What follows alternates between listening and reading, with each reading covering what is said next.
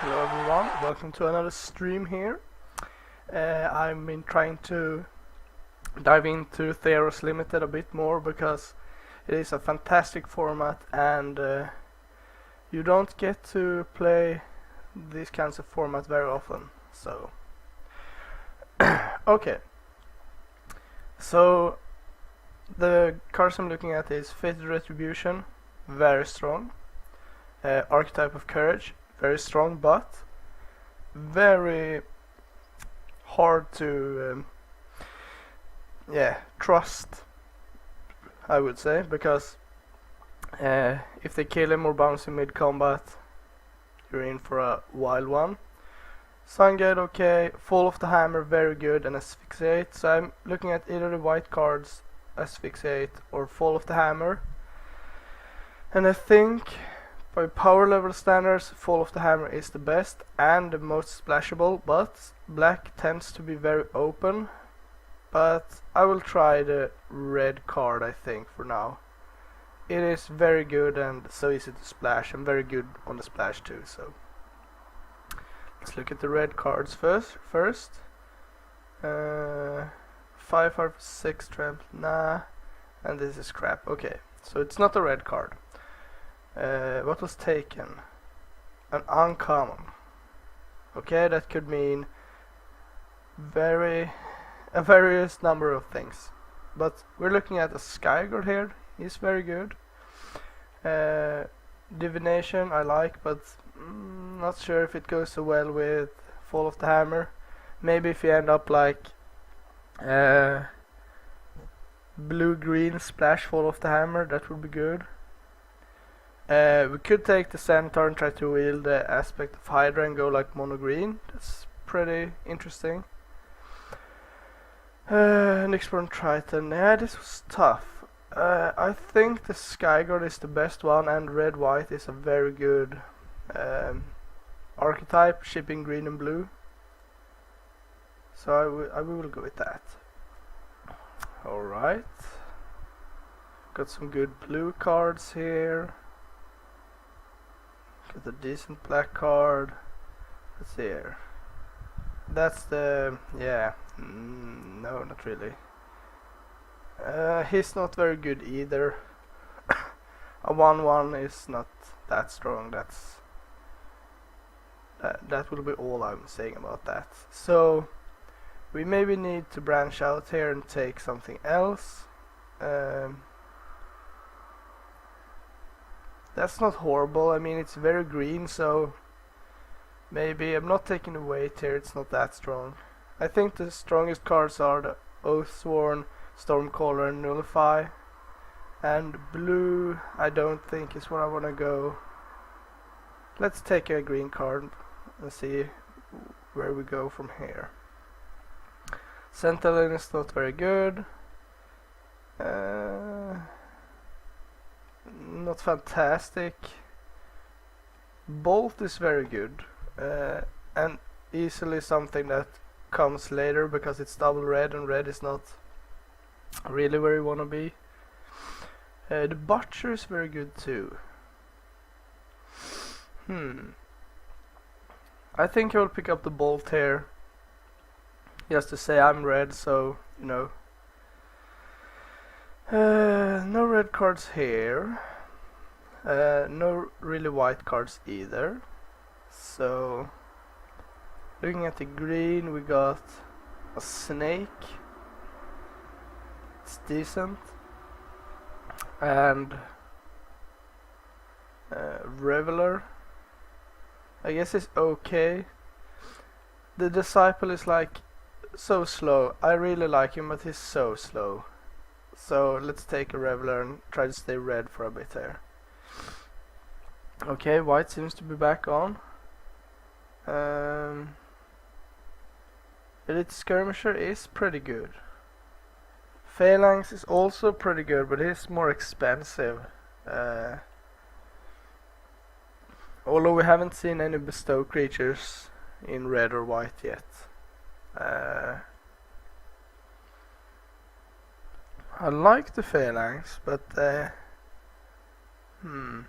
skirmish is also fairly decent. I'm gonna go with the skirmisher here. And still try to make this work. So it's another sun chaser, but I still think he's pretty bad. Creature control, it's okay. But rise to the challenge is actually pretty good. So we'll snap that up. Not too much here. Very expensive. Could be decent, I guess.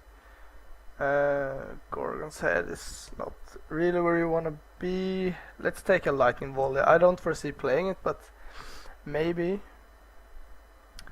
Fearsome Temper I like quite a bit, actually.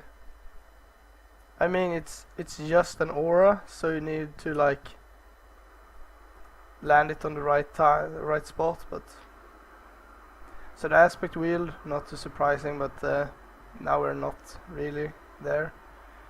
We'll take a hole at bay here. And now we can pick up the Sun Chasers if we are short on creatures. And here it was the 3-drop as well, but a 5/2 is more than fine. So this is not really the best red-white heroic start I've ever had. Let's just be clear about that. But we got some decent ones. We got a Fall of the Hammer, a Bolt of Keranos, a Crown Skygor is fairly good, and Elite Skirmisher is also fairly good. So if I had to cut cards here, I would cut Cyclops, Lightning Volley, Hole at Bay, most likely. The rest I would probably play. I mean, this isn't fantastic because you have to bestow this with something almost immediately, because otherwise it will die, and that's not really where I look to be. I guess it's good with the Pegasus, the can't attack alone Pegasus. What's it called? Loyal Pegasus.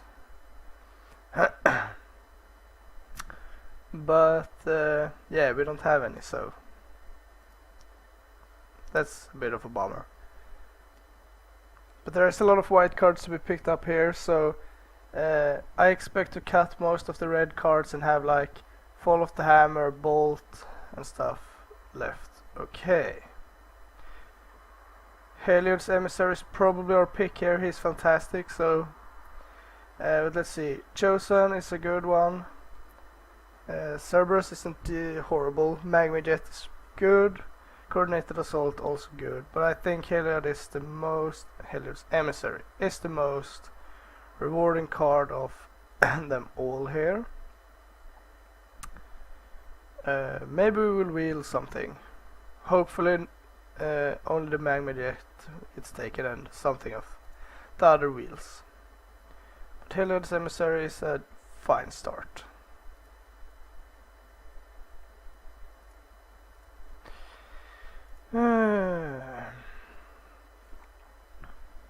Let's see here where we are. Okay, we got a God's Willing, a Wingsteed Rider, Ordeal of Perforos.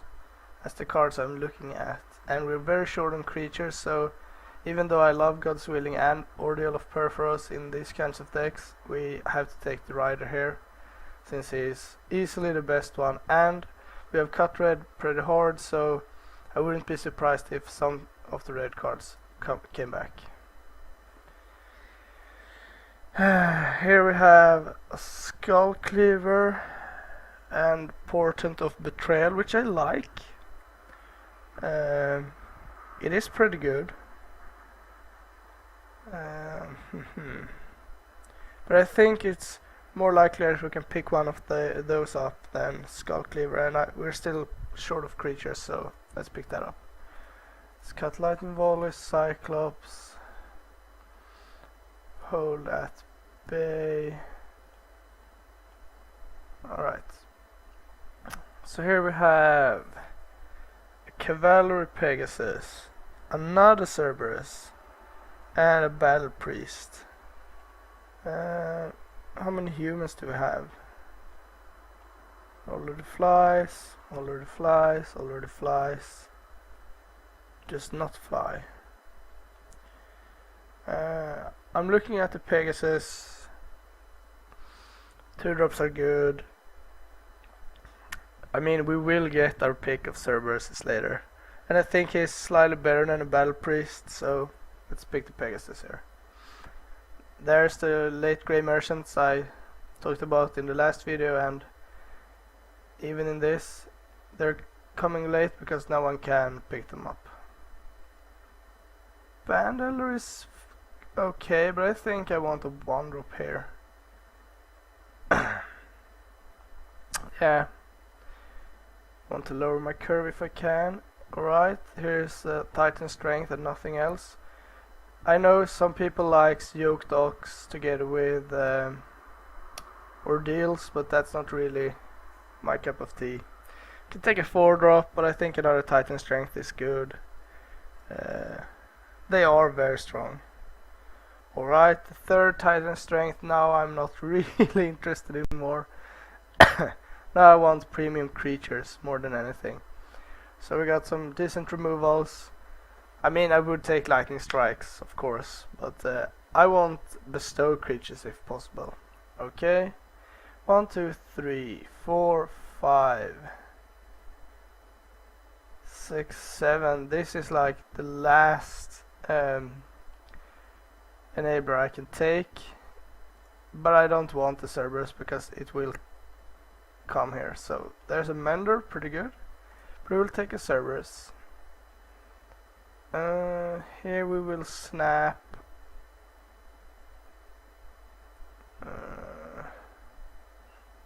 we don't really care about this. We should be able to strike through that. I would like to cut the Sun Chaser if I can.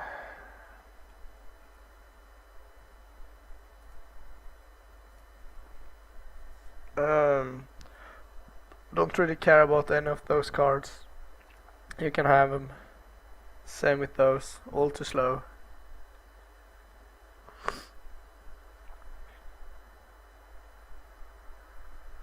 So what is the best possible opening for us? Like decent bestow creatures or more Wingsteed Riders? Sure, we can take 1 Celebrant for the board. Don't foresee playing it, but it could be good against something like something, a Crown Horse. Okay, so white cards, you have Battle-Wise Hoplite and Favored Hoplite, and that's easily the Favored Hoplite. Red cards, Spear Point Oread, which is pretty good. Other than that, there's nothing, but we will take the Hoplite. We need creatures. Even though this is a creature, this is the most dangerous one. If you play him on turn 1, you're in very good shape. There is another Grey Merchant. I think we will take Perforos Emissary, even though he's so expensive to bestow. I don't really need more 2-drops right about this moment. God's Willing is very good, but we're not in the market for more of those effects. Alright. So we got an Ordeal, a Phalanx Leader, an Observant Alsaid. He's also very good. Phalanx Leader is also very good.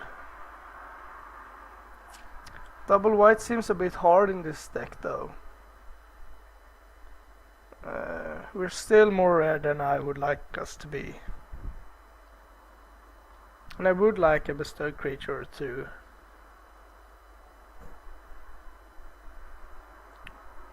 Ordeal is also fairly good. I guess he doesn't have to land on turn 2, I mean... It is the best card. But I think we're more likely to cast this card, even if it seems wrong. Oh, we got a Chain to the Rocks, that's very good.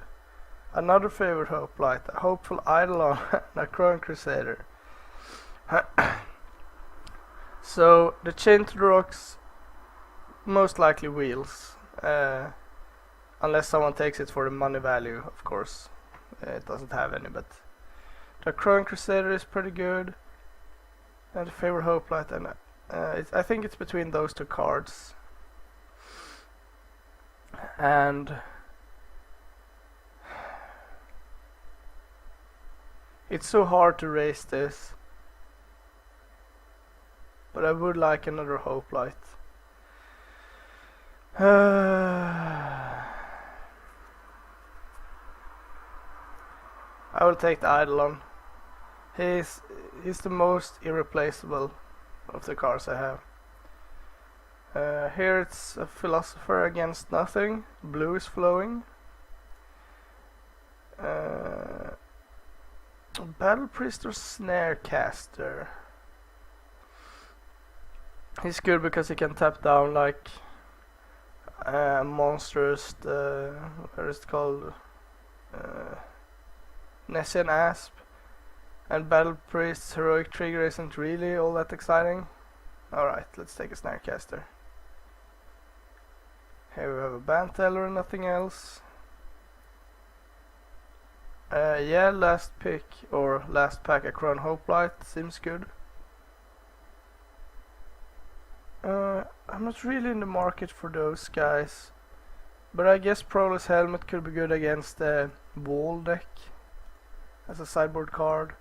Now we can pick up a Cerberus, and that's pretty... I don't know if we need two, but it's okay. So let's see, we have to cut cards. We're probably cutting... the Sun Chaser... Maybe the Priest now. I mean, we have some 1-drops and he's not very strong in this deck.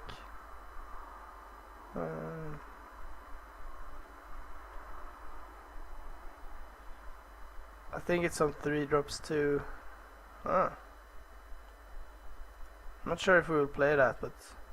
Alright, so Chain to the Rocks get taken, and the favorite Hoplite, but we got a Crown Crusader, so... taking a Silent. Probably cutting like... He's good in an aggressive mirror.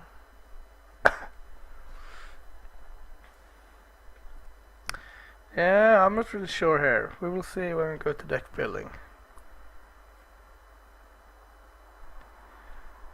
So no money rares, and I would say a mediocre red-white heroic deck. I mean, we don't have that many good heroic creatures. Let's see here. Let's move those.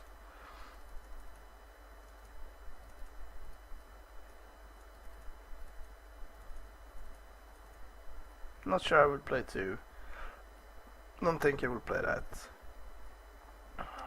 I don't foresee myself playing this either. Maybe if like if it was like Return and you could give it flying. I don't remember what the name was of that one, but it was a similar creature, but you could give it flying if you enchanted it. That was pretty decent. Okay, so those are the cards I'm looking at first and foremost. So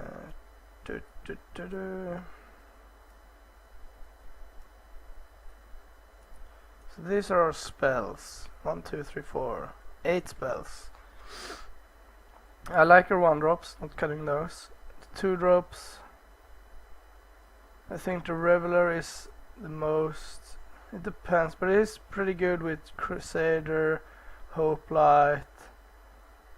Yeah, I think the Pegasus is good enough here. The Cerberus isn't fantastic. Let's see how many bestow creatures did we end up with, like 3? 1, 2, 3. Yeah, that's not really where I want to be.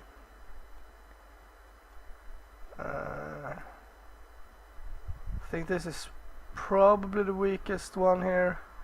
But this is only good if you bestow it, or like 3 Titan Strength, the Cerberus. But I like that option, I guess.